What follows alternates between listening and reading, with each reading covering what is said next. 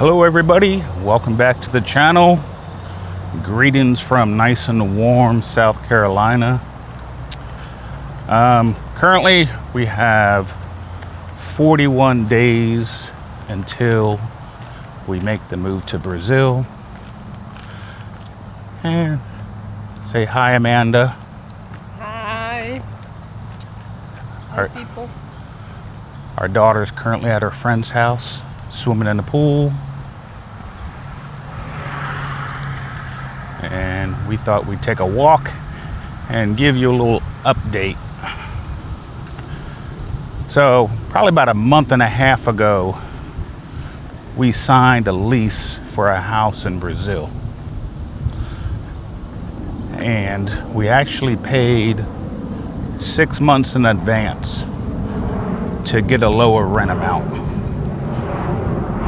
And on this lease, we signed with the owner's broker. Well, let me back up a minute. Before signing the lease, Amanda's sister, who's currently in João Pessoa, she visited the house to make sure everything was on the up and up, met with the broker, met with the actual owner of the house. And so we proceeded to sign a lease. And on the lease we signed that we'd get the keys to the house approximately a month and a half later, which was 20th of July. And so about a week before the 20th of July, I asked Amanda to message the broker and say, hey, is everything good? We still good to meet next week to get the keys? And you go, yes, everything is great. So a couple days before the 20th, I asked Amanda, send another message to the broker. I want to confirm the time and the date, make sure everything's still set, because we haven't heard anything directly back from the broker. So she sent him a message, and 24 hours goes by, we haven't heard anything. And so I reach out and send him a message saying, hey, we haven't heard back from you. Just need to confirm the time and the date we're meeting, because the 20th of July was a Sunday. And I highly doubt the broker is working on a Sunday. So he actually reached back out to me and said, yeah, since it's a Sunday, we're going to meet Monday morning. Okay, great. So I felt a little bit better because we heard back from the broker. And I contacted my broker and asked her to arrive at the home on the 21st at 9 o'clock in the morning to get the keys. So the 21st of July comes around, and about 8:30 in the morning, Brazil time, the broker reaches out to Amanda, says the owner can't make it today. He's in another town, probably close to 3 hours away. We'll have to do it Tuesday morning. I said, that's fine, no problem. So I send a message to my broker, but she doesn't have any cell phone signal. And so she arrives at the home because she still thinks we're getting the keys on the 21st. So our broker is very outgoing and she loves to talk to people. And so, we finally get a hold of her and say, hey, nothing's happening today. It's going to be tomorrow. By this time, she's already videotaping outside the house, talking to the neighbors, introducing herself. Then she starts holding her phone above the gate to the house, videotaping inside. And out comes a woman from the house. And she's like, what are you doing here? And she explains it to her. And then the owner comes out. So it's the owner and his wife that are currently at the house. And it is really, really, really strange because we were told by his broker that the owner's not even home. But the owner actually let our broker in and said, yeah, it's just a big misunderstanding. We're actually supposed to hand the keys over on the 20th of August. And we're like, the 20th of August? We have a contract, a lease signed, saying we get the keys on the 20th. But in the end, it didn't matter because we were happy that everything actually is fine with the house. The owner was there. He's very friendly and outgoing. And our broker actually stayed there for an hour just talking to him, talking about the property, talking about, us renting the house. So it kind of works out better for us because it's one less month that we're paying for in a house that we're not there because we don't arrive until September. So this house we found, well, Amanda found the house. It's less than a mile from the beach. It's in Cabo Blanco in João Pessoa. It's set back in a forest almost, but it's real close to the city. It's 5,000 square feet, it's 3 stories. It's bigger than we need, but we felt we got a good deal on the property, and it's furnished. So the only thing we're bringing with us are suitcases and our daughter's doggy. So once we decided we're going to move to Brazil, we had to decide the best way to do it and what are the obstacles that would slow us down or prevent us from doing it. And the first thing was that Amanda, she had her green card. And if you have a green card, you can only be outside the country for 6 months if I remember the amount of days. And so our first objective was to get her citizenship in America, because once you're a citizen, you can leave the country for as long as you want to. What's that? Huh? You can't trust much no more. Well, right now, as a citizen, you can leave the United States for as long as you want to, and you retain your citizenship, of course. But if you have a green card and you stayed out longer than 6 months, then you lose that green card. So the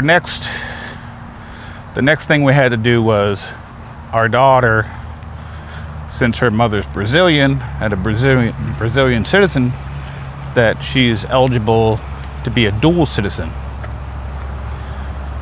So we then had to petition the consulate, the Brazilian consulate in Atlanta, to obtain her Brazilian citizenship. So now our daughter is a dual citizen. So now she can go to Brazil and doesn't need a visa to live there. Then our third step was for me to get my visa to become a permanent resident in Brazil. And the easiest way for me to do that was to obtain a family reunification visa. Since I was married to a Brazilian, currently still I am, I had to apply for the reunion visa. And believe it or not, that reunion visa is a lot easier than for another citizen of another country to come to America. Believe me, it took less time, less money, less aggravation, It was pretty, as long as you follow instructions, you can do it. Now you can move to Brazil under other visas, such as the nomad visa for people who are usually digital employees from other countries, or you can get a retirement visa. And retirement visas, you have to show the Brazilian government how much money you're earning every month, so you're not going to be a dependent on society in Brazil. But if you're married to Brazilian, the family reunification visa is the easiest visa to get. So once you have that visa approved, they place that visa in your passport, and from the day it's approved, you have 1 year to make the move to Brazil. That visa in your passport is valid for 1 year.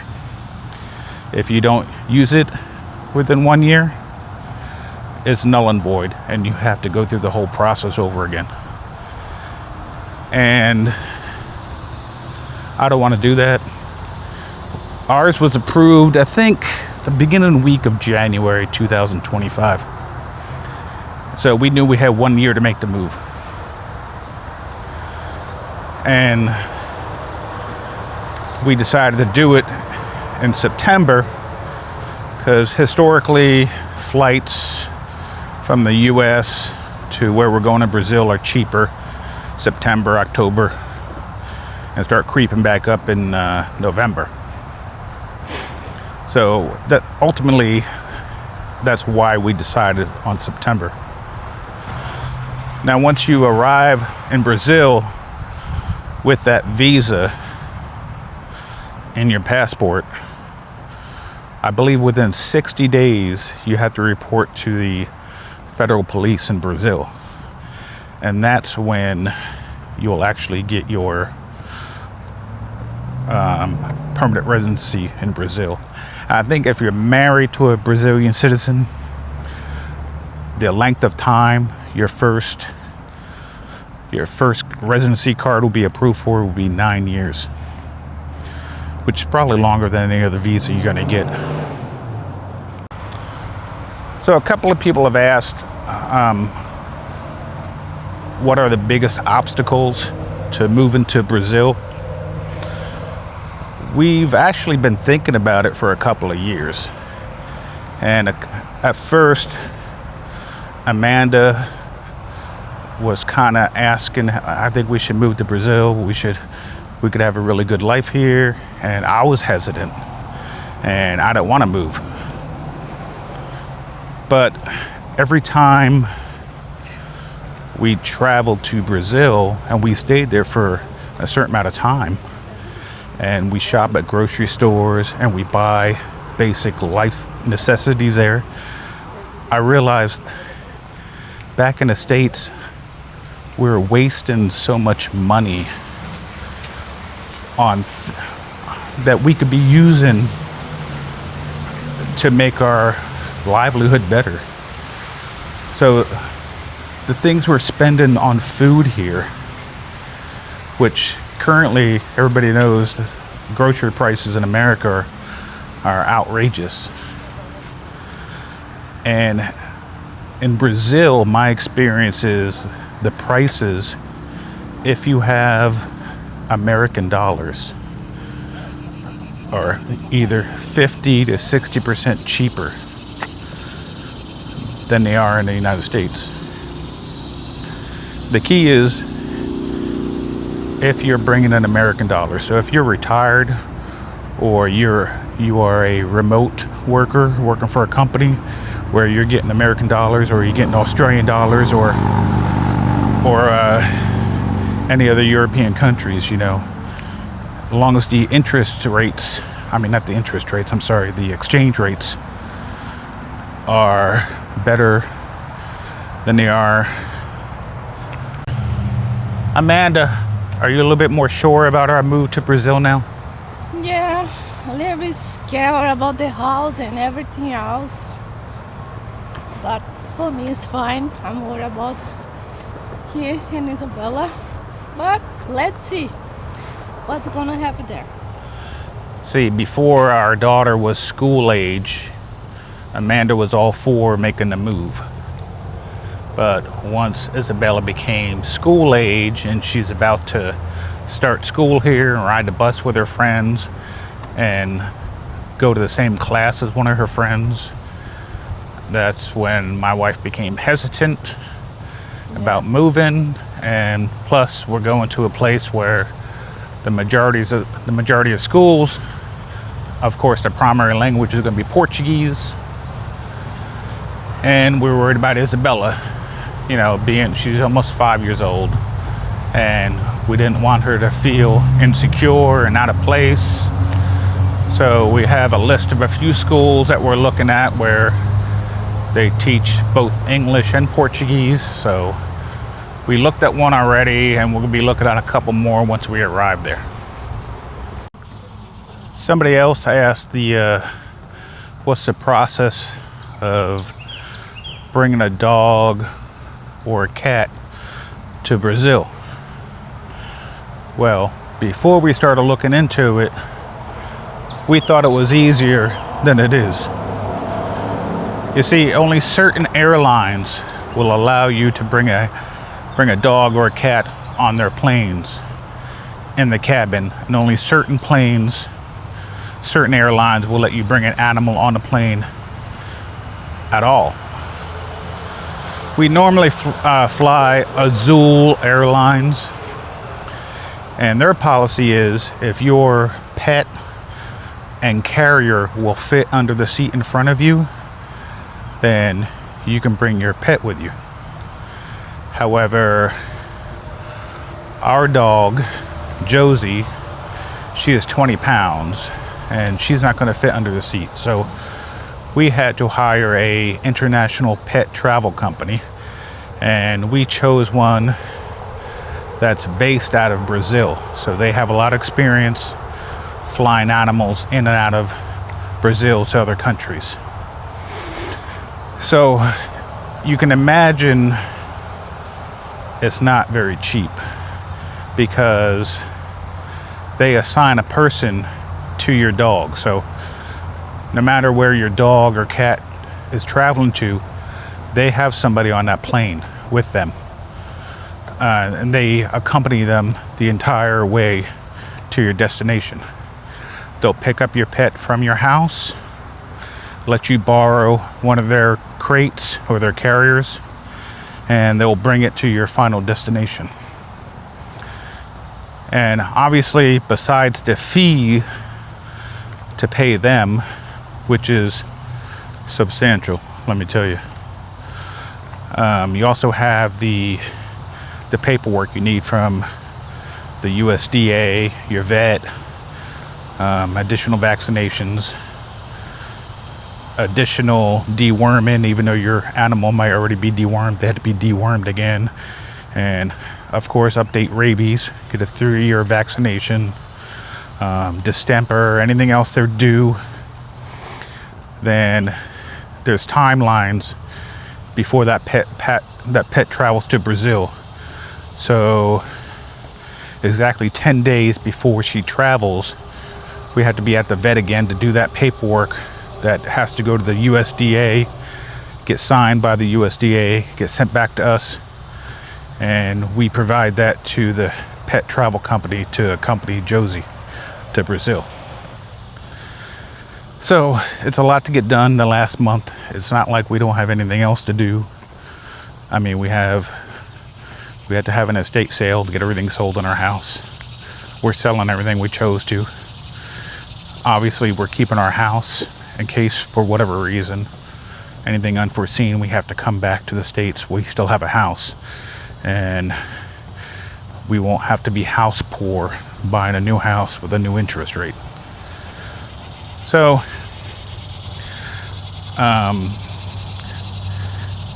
so that's what we chose to do. We chose to rent our house out and just leave everything else behind and start anew.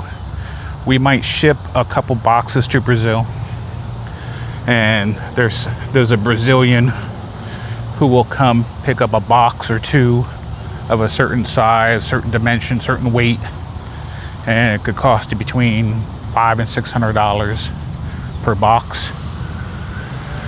And before you do that, you have to get a letter from the Brazilian consulate, either under the Brazilian's name or the foreigner's name that's going to be moving to Brazil.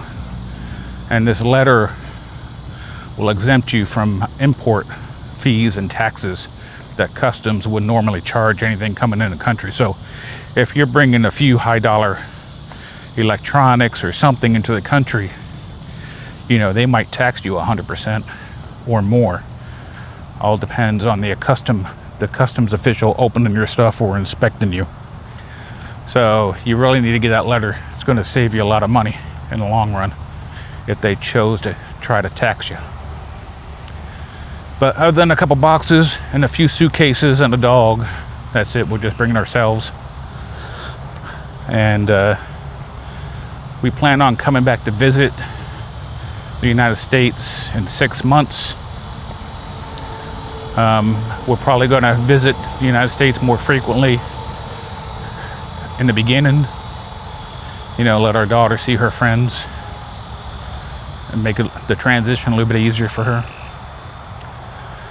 But yeah, so if y'all have any other questions about the move, some things we don't know yet, and some of the hiccups we don't know yet, but we're probably going to experience it within the next 41 days.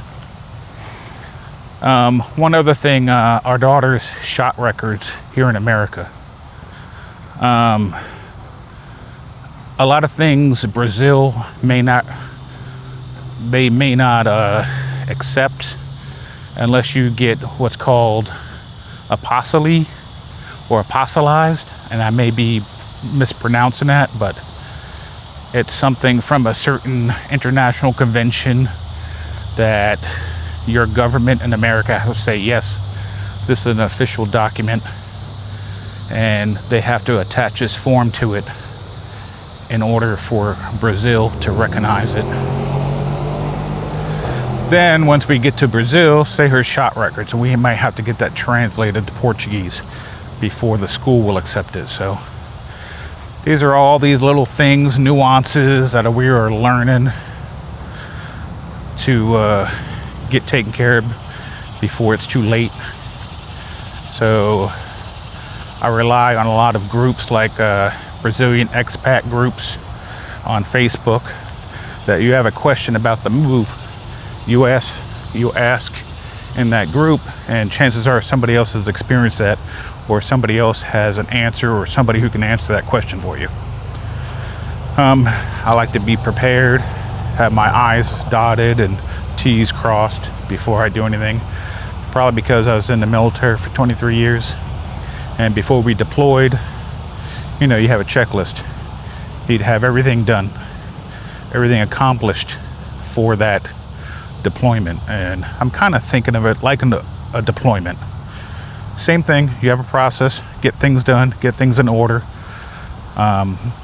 If something's not in order, and that's when you have anxiety, and it's probably the military that's done that to me. If I'm late anywhere, if I'm not on time, I get anxiety.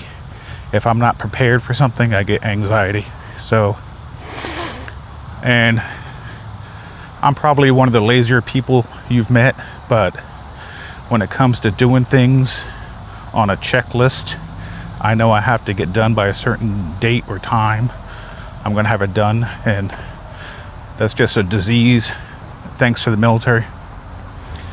But if you all have any questions about the process that we can answer, just reach out, send a message or comment on the video. As the time gets closer, we'll produce more videos, maybe showing our estate sale at the house.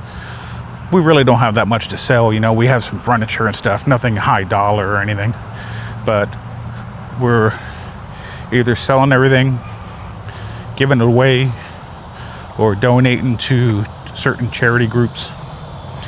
But until then, enjoy the video of the house, and hopefully we'll get an updated video when our broker goes through there next month.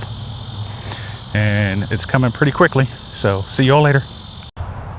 I'm actually going to share a video with you of our house we signed a lease on. The video is not real good quality. I just made it from the actual listing when we found it. Originally, I told my wife the only way I'm moving to Brazil is if we have an apartment right on the beach.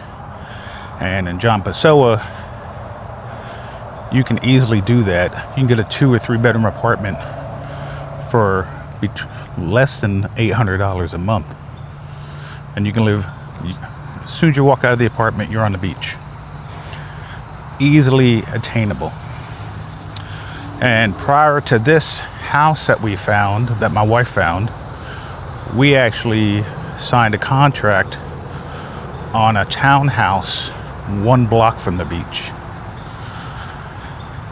And we got all the way to the inspection process of the house / townhome, and we saw some issues we wanted the owner to address or fix before we got the keys to the house. And they decided, no, we don't want to put any money into the apartment or the house, but we'll let you out of your contract. And we weighed the issue, whether it's the reason I was concerned with that was, what if something breaks while we're there? And we already know that the owner doesn't want to put any money into the apartment. And the current issue that we were having was that one of the main air conditioners, which serviced the living room area, was broke or is blowing hot air. And the owner's broker said, well, you're really getting a good deal on the apartment. You'll still be getting a good deal if you buy the air conditioner and put it in the house. And I said, nah. What happens after a year when we move out and the owner has a brand new air conditioner and we have nothing to show for it? So we got our deposit back from that apartment, and we decided to move on. So we waited probably another month. We kept looking online because in my mind, I had to know I have a place that I'm going to. That's why I wanted to sign a lease before arriving in Brazil. I had to know in my mind that we have a house to go to. This is where we're going. There's no question. I didn't have to worry about having anxiety about where we're going to live. I wanted it done. So Amanda found this house. I'm like, well, we don't really need a house this big, but I liked the setting that it was back in the woods, had a canopy of trees, abundant wildlife like sloths in the trees and monkeys in the trees. I kind of like that. So the house you're going to see is taken from the ads that we responded to. So that's why it looks a little quirky. But when we get the keys next month, I'll have my broker shoot a new video. It'll look a little bit more professional to show everybody.